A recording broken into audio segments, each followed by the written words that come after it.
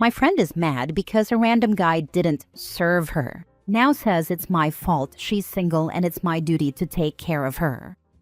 Original post. A few days ago, I went to a dinner party with my friend. It was a Chinese restaurant with big round tables. We sat around a table with about 10 people. She found one guy there attractive. He was a friend of a friend, so they didn't know each other, and she wanted his attention. The guy was chatting with his friend. My friend walked, waved, and stopped their conversation, asking him to get some extra tableware for her. The guy called a waitress and said, "Please get some tableware for that lady." Then he told my friend, "I ordered the waitress to bring it for you." After that, he continued chatting with his friend. Then my friend started her endless complaints. She said the guy was ridiculously impolite. I asked her why. She said the guy was too rude for not serving her himself. He did not go to get the tableware for her, but instead stayed seated and ordered the waitress. She was also angry that the guy kept chatting with his friend, as if she wasn't important. My friend always thinks she's very beautiful, but clearly not every man finds her attractive. Now for the top comments before reading the updates. Did this guy even work there? No, the guy was also attending this party with his friend. My friend walked, waved, and stopped their conversation. This approach already sounds entitled. If someone were to do this to me, I would have done the same thing. Even queens have more manners and etiquette than this, so your friend is not an exception. Also, she assumed he was single and interested in women. Also, since this would be something you'd normally ask someone who actually worked at the restaurant to get. If she'd asked me this, I would have thought she thought I was the waitstaff. To me, I ordered the waitress to bring it. Makes me pretty sure he also thought she probably thought he was the waitstaff. By telling her the waitress would bring it, it's saying, "Hey, I don't work here. Ask the right people for that stuff and stop bothering me." The easiest way for a hot person to become ugly is acting like an entitled a-hole. Some people are into that and are drawn to it, but healthy people will avoid it. She made the mistake of thinking anyone owes her anything, and her personality was repellent. Now for the first update. A few days ago, I went to a dinner party with my friend, and she was angry because a guest did not serve her. Here is a little update. After the party, she wasn't just complaining about the guy. She was also unhappy that no one asked her out. No one asked for her number, and basically no guy approached her after the party. This morning, she messaged me some details about a dating event and asked me to join her next week. I refused because I'm not interested in a dating event, and I already have plans with my boyfriend that day. She was angry and blamed me for being so selfish and only enjoying time with my boyfriend and letting her stay single.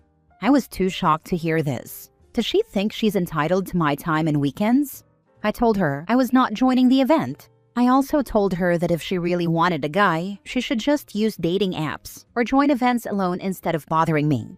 Then she said, "I want a guy, but I don't want to go to the event alone, as if I'm the only single woman. You have to join me, helping me get a boyfriend. Otherwise, I'm not going, and it will be your fault for letting me stay single." I didn't reply. I've known her for 2 to 3 years, but I think the longer she stays single, the more entitled she acts. And I suspect I may no longer want to be her friend if she continues this way. There's no wonder no guy wants her. She reeks of desperation and craziness. How is she going to be the only single woman at a dating event? It's not exactly somewhere women with partners frequently go. She needs to start liking herself and being comfortable with her own company, or the only men she will get are a-holes. I think she means the only single woman in her friend group, not the only single woman at the dating event. I don't know, because she said she doesn't want to go to the event as if she is the only single woman and says OP has to help her find a boyfriend there. She thinks by attending the dating event, it's to admit that she is single and can't find a man, and she thinks it hurts her ego. So she wants someone to accompany her to boost her confidence. She wants you, a woman in a committed relationship, to accompany her to an event where the sole purpose is to find a date. That's such a wildly inappropriate request. I don't even know where to begin unpacking it. My wife had a friend like this about 15 years ago. When she had a fella, she loved me, and he and I were supposed to be best friends. When she was single, I sucked. I didn't give my wife enough. My wife deserved better, etc. Surprise, surprise, one day my wife just stopped hanging out. Last update. This is another update about my friend. Last time she tried to force me to join a dating event with her, and I refused. She blamed me for hurting her feelings. For the next 2 days, she kept sending me crying and angry emojis. I didn't feel good about how she tried to force me to go to a dating event, so I ignored her. Today, she finally switched topics and said she was lonely and hoped my boyfriend and I could go to a barbecue with her. I thought maybe she had learned her lesson and wouldn't try to force me anymore, and she sounded vulnerable this time, so I asked my boyfriend's opinion.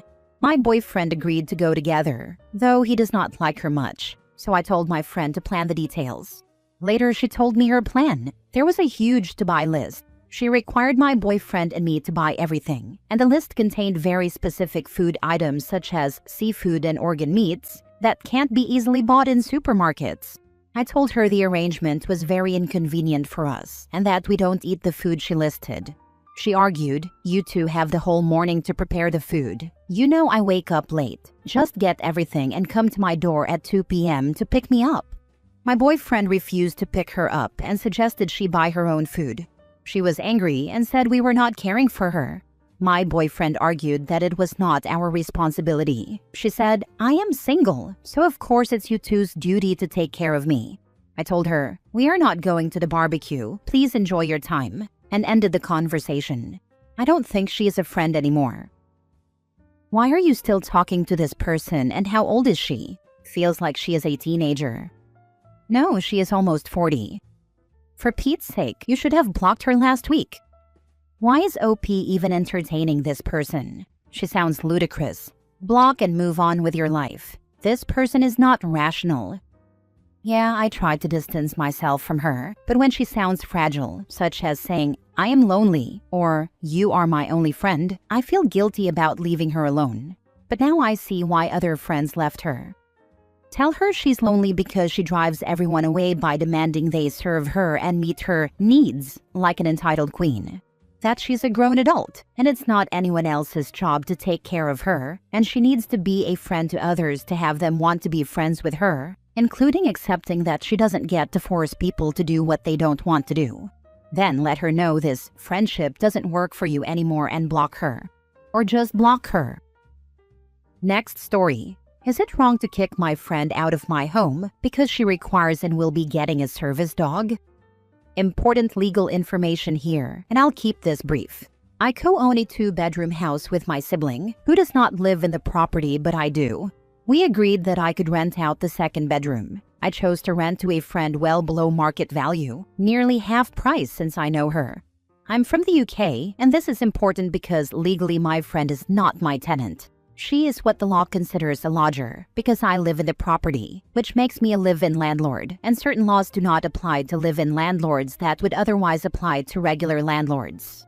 One of these laws is that I don't need to accept an assistant's dog in my home because we share intimate living quarters such as the living room, kitchen, bathroom, etc. I am not an animal person, and my friend, and pretty much everyone who knows me, knows this. I have absolutely nothing against service animals and respect them greatly. I've always known about my friend's medical condition and never had an issue with it. She admitted that the need for a service dog was unexpected as her condition had worsened and neither of us saw this coming. My issue isn't a service dog itself because I know they are brilliantly trained. My issue is a service dog off duty, which it inevitably would be in my home and would behave more or less like a normal pet. Yes, service animals have moments when they are off duty and get to relax and behave like normal dogs. What I don't want is a dog off duty in my home, doing normal dog things like shedding, licking my couch, or attempting to interact with me. I want control over my own space, and I don't like chaos. So I have chosen to end our lodger agreement with appropriate notice. My friend is understandably upset, but this is the only option that keeps my home sane and does not force me to live with an animal I do not want. My sibling is neutral and has left the choice up to me. I'm just going to add, for anyone who's concerned, that my friend isn't going to be homeless. She will move in with her parents, which is less than ideal, but she will not be on the streets. And yes, I do accept the consequences that this could end our friendship. It wasn't an easy choice, and I still feel awful. So, am I in the wrong here? Edit. Since I've seen some comments asking, appropriate notice in my case means that, legally, I must provide 28 days, and I have given double that, so she isn't moving out during Christmas. Also, people seem to be confused about the legalities and assume this is illegal, and it's not. Lodger rights and tenant rights are different in the UK. This isn't a legal issue, it's simply a moral one, and I appreciate both sides of the argument. Doing normal things like shedding.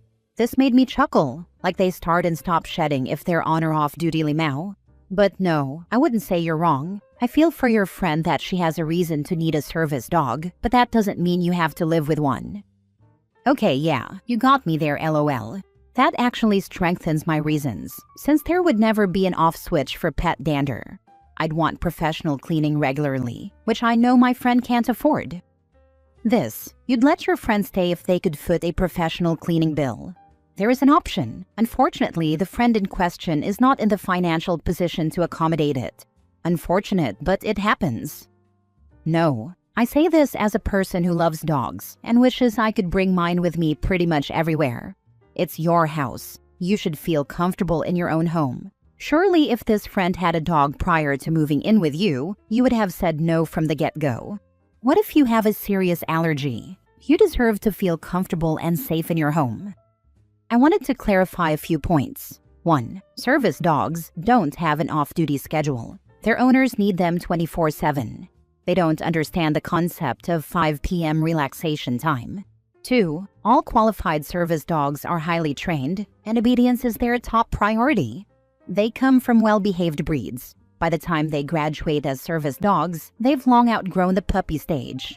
They won't suddenly become overly energetic after work. It's perfectly fine to not want a dog at all. However, it seems you believe an off-duty service dog would become a drunk sailor, which is incorrect. Maybe, but I want 0 interactions, and I don't want any pet dander. My boundaries are extremely rigid, and honestly, I don't think it's fair to any dog to live in a house where it's treated like it's not accepted. Last story. Am I wrong for telling my boyfriend not to treat me like his secretary? This morning, as my boyfriend was getting ready to leave for work, he asked me a succession of questions. Do you have a USB-C cable I can borrow? What am I cooking tonight? Do we have beef? Is it going to rain today? He was in a rush and I was having breakfast at the table, from where I can reach the under-counter fridge. After the "do we have beef" question, I just shrugged like I didn't know and opened the fridge so he could see inside. He went, "Okay, cool," from across the table, and then asked me about the weather. I said, "I don't know. I'm not your Siri." He went, "I'm just asking you a question." And I went, "You've asked me lots of questions." And then something like, "People ask their mom or their secretary things like this." He got annoyed and said I was being weird, then left saying, "You're just angry because I asked you to turn off the light in the bedroom." We disagree over what counts as wasteful use of electricity. I don't think having one small lamp in the other room lit so I can see where I'm going when I walk in there in 20 minutes is wasteful. He does. This was all sort of joking, but I could tell he was annoyed. For context, we've been together over 6 years. We moved in together 9 months ago, and we've spoken many times before about gender roles, division of labor, and partner expectations, including in couples therapy. I know he has good intentions and that he was in a rush.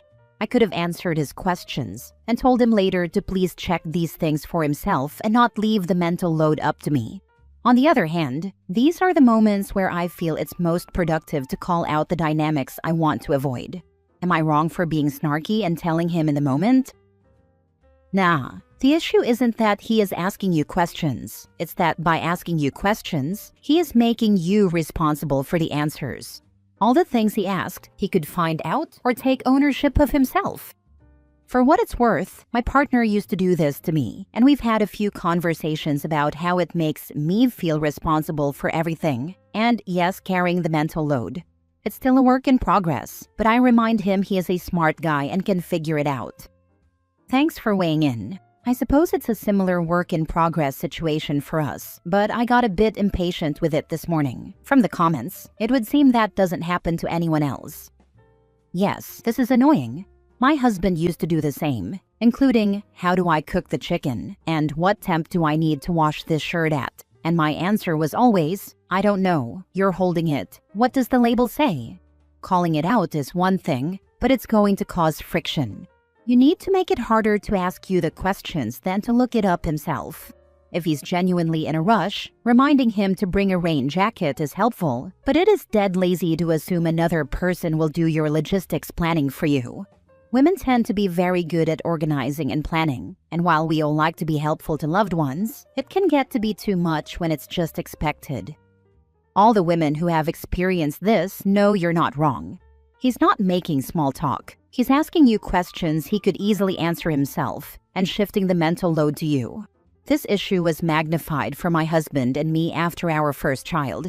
I would already have my own set of 100 questions running through my brain. Did my son eat enough? Does he have clean bottles? When will he nap today? Do I need to change his diapers soon? Where did I put XYZ, etc.? If my husband said something like, "Do I need a jacket? Is it cold outside?" it was enough to make me flip. We talked about it, and he stopped asking me questions he could easily find the answer to.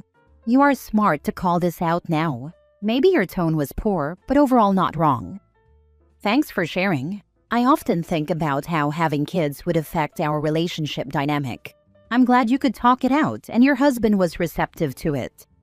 Yep, this is the dynamic I have with my partner. 17 years. I've had enough of being the project manager for both our lives. I'm actually ending things with him for this reason. He's a wonderful person but a mediocre partner, and I'm done.